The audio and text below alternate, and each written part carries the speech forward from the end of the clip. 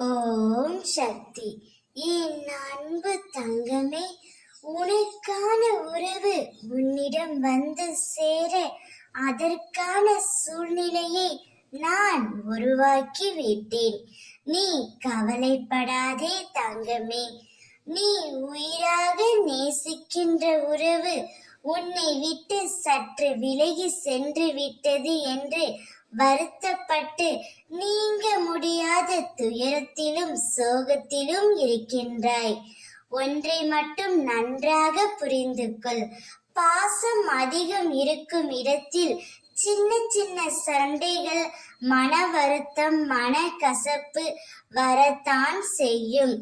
இதையெல்லாம் சற்றும் சிந்திக்காமல் யோசிக்காமல் படபடவென்று நீ பேசிவிட்டாய் அல்லவா? அதனால்தான் இப்பொழுது அவர் உன்னை விட்டு சென்று விட்டார் தங்கமே.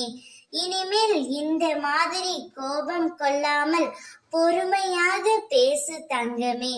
பொறுமையாக இருந்தாலே போதும், அனைத்தையும் முன்னால் சாதிக்க முடியும். அவர் உன்னை விட்டு பிரிந்து இருந்தாலும் உன்னையே தான் நினைத்து கொண்டு இருக்கின்றார். அவரே உன்னை தேடி வந்து உன்னிடம் பேசவும் போகின்றார். நீ அவரிடம் மனதார மன்னிப்பு கேட்டுவிடு.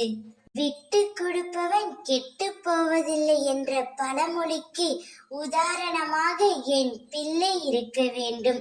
விட்டு கொடுத்து போக தங்கமே, அனுசரித்து பழகு.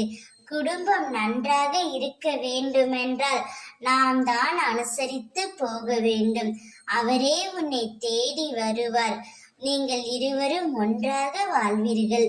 ஓம் சக்தி.